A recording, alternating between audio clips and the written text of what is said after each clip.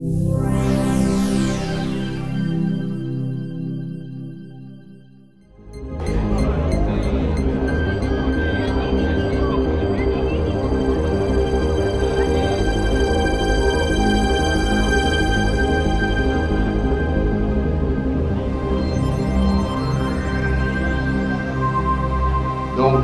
ça c'est le Caire, on redescend vers le village, vers la rive. Voilà. Donc on va procéder à la traditionnelle cérémonie des vœux.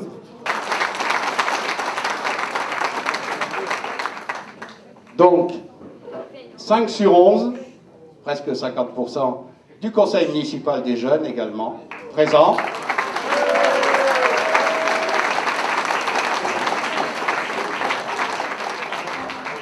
Et derrière, tous les conseillers de votre conseil municipal, vos élus.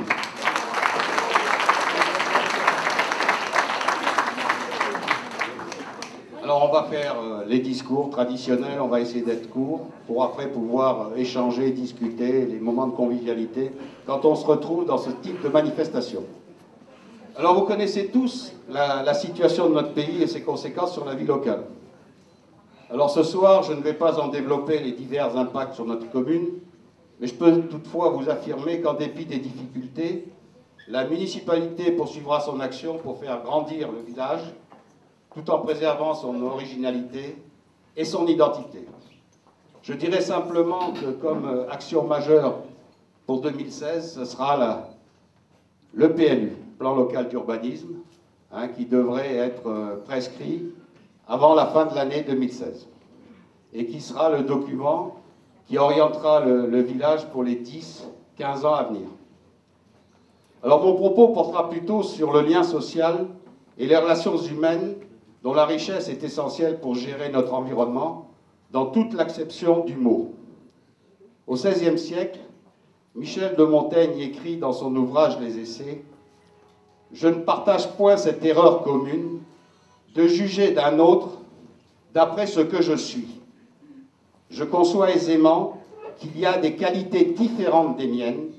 J'admets en nous plus facilement la différence que la ressemblance. » Dans la période particulièrement cruelle des guerres de religion, alors que la France se déchire, Montaigne se tient à bonne distance des extrémistes. Maire de Bordeaux, il déploiera en permanence une remarquable intelligence et une énergie pour tenir sa ville en paix. Il saura, par son intelligence des situations, limiter les effets des troubles sanglants entre catholiques et protestants, des tensions entre les ultras et les modérés, et d'une situation politique délicate entre le maréchal de Matignon, représentant du roi de France Henri III, et le roi de Navarre, gouverneur de la province. À la même époque, dans la région voisine de Corrèze, le village de Collonges-la-Rouge voit cohabiter catholiques et protestants au point que l'église contient deux nefs juxtaposées, une pour chaque culte, qu'on peut encore visiter aujourd'hui. Les deux communautés font le guet l'une pour l'autre. Les papistes cachent les huguenots, et réciproquement, selon la foi affichée par les armées qui traversent la région. Les Collongeois vivent unis dans la paix et l'entraide. Près de 5 siècles plus tard, l'année 2016 vient de commencer. L'état du monde et celui de notre pays sont une transposition plus ou moins complète de ce que vivait Montaigne. Alors ce soir, je forme le vœu que ces idées, toujours très actuelles, soient partagées par tous les dirigeants du monde et qu'en France, nos responsables politiques les redécouvrent. Mais la finesse politique de Montaigne est aussi une sagesse populaire. Une sagesse populaire que chacun devrait faire sienne. Notre pays, notre région, notre département, notre village enfin, sont une mosaïque d'hommes et de femmes qui doivent réapprendre à se connaître et à se respecter pour se rassembler autour de nos belles valeurs républicaines. C'est seulement avec un tel engouement, un engouement collectif, que chacun et chacune pourra donner et recevoir les fruits d'une solidarité partagée, indispensable à cet épanouissement personnel, lui-même gage de bonheur. Aussi, avec l'ensemble des élus du conseil municipal et du conseil municipal des jeunes, je vous souhaite ainsi qu'à tous ceux qui vous sont chers, pour l'Anquévin, une bonne santé et la réalisation de toutes vos attentes. Pour la commune, j'appelle de tous mes vœux la sérénité et la tolérance qui permettront à tous les Touretans d'apprécier le bonheur de vivre dans un village que beaucoup nous envient. Donc que 2016 soit une meilleure année. Merci.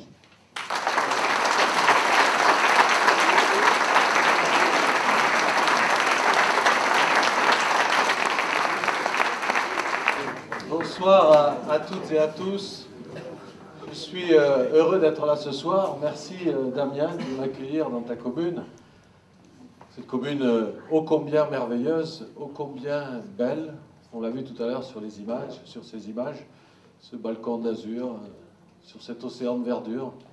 Tourrettes-sur-Loup est un endroit merveilleux, vous le savez. Ça appartient à ce canton de Valbonne, qui lui aussi est un magnifique canton. En tous les cas, avec ce trait d'union, Pont du Loup, et puis ce village, eh bien, je dois dire que la communauté d'agglomération est bien nantie de beauté. On l'a vu, et je souligne cette beauté parce que c'est quelque chose dont a parlé tout à l'heure Damien, mais qui mérite d'être vécu au quotidien.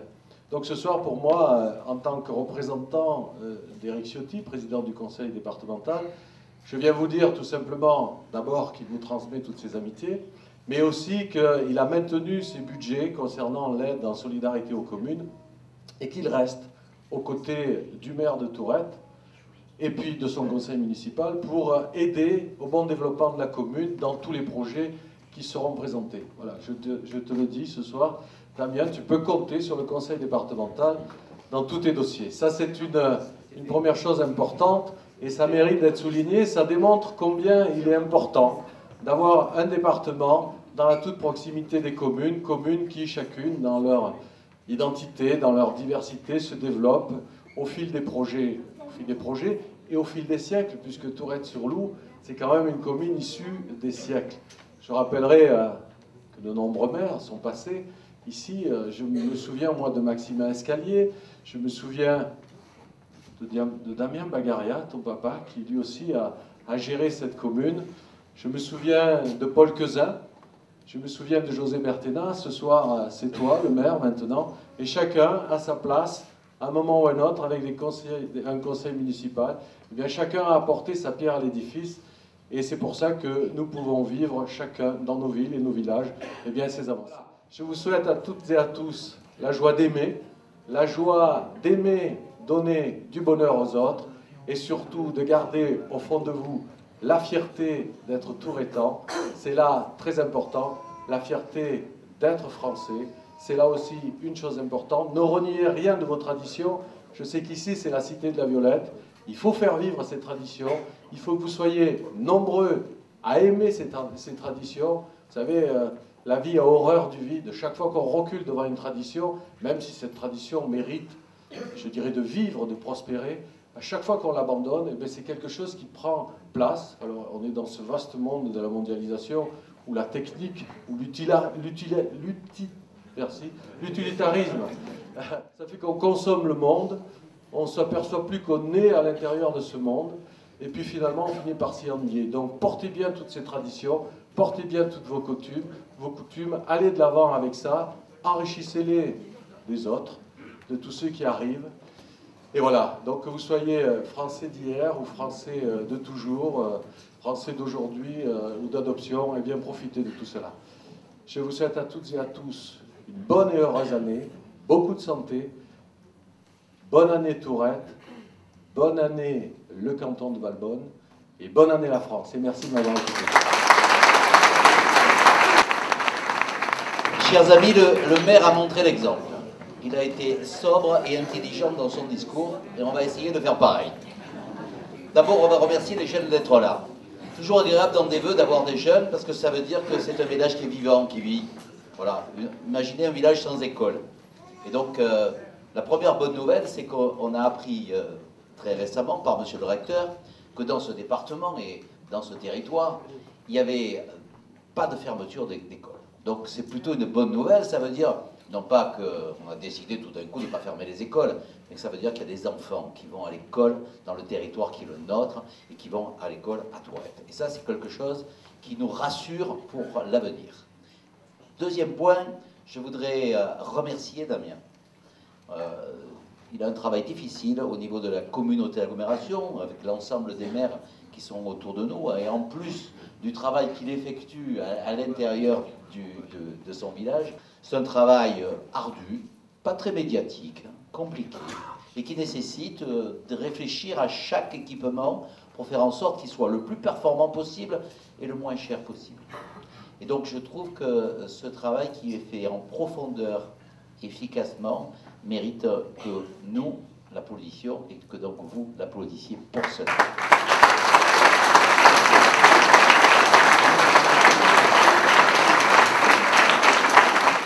Dans ce monde du XXIe siècle, dans ce monde de modernité, il y a pour ce village, il y a pour ce territoire et il y a pour ce pays des grands projets. La France n'est la France que lorsqu'elle parle au monde, lorsqu'elle a un langage universel. J'en ai eu une petite expérience lorsque je me suis rendu compte que dans d'autres pays, le fait de dire « je suis français », eh bien, attirait une admiration, un respect, qui faisait que être français, c'est avoir au fond de soi l'idée qu'il y a des valeurs communes et que ces valeurs communes, la France a été capable de les porter de manière universelle. Elle doit continuer à avoir cette ambition et nous devons avoir cette fierté commune de l'avoir. À chacun d'entre vous, je souhaite une très très bonne année. Et effectivement, je sais bien que cette année, elle sera étayée de tristesse, de moments difficiles et puis en même temps de moments de bonheur. Je vous demande d'essayer d'avoir autour de vous cet amour partagé, cette affection, ce soutien qui fait qu'on arrive à surmonter les moments difficiles parce qu'on a des gens qui nous aiment et qu'on arrive à partager le bonheur parce qu'on a des gens qui nous aiment. Et que peut-être si on revenait à ces, je dirais, à ces lois fondamentales de l'humanité, eh bien notre pays s'en trouverait à ce moment-là confiant. Et le dernier message que je vais vous donner, c'est le message de confiance. Et confiance, je veux dire ce pays est un très grand pays. Ce territoire est un beau territoire. Quand quelqu'un vient ici, et vous le savez, un étranger vient ici, il dit c'est beau Tourette. Quand ils viennent dans la France, il dit c'est beau la France. Eh bien, ayons cette fierté de considérer que nous sommes regardés par le monde, nous sommes regardés par les autres, et que nous avons donc ce devoir de confiance, de rassemblement et de capacité à surmonter à la fois nos difficultés individuelles et nos difficultés collectives et les difficultés que traverse actuellement notre pays. C'est ce message de confiance et d'espoir que je veux vous transmettre aujourd'hui en vous souhaitant une excellente année. Et je suis sûr qu'elle sera excellente à Tourette et qu'elle aura de beaux projets qui feront fleurir des belles choses pour les enfants et pour l'avenir. Merci à vous tous.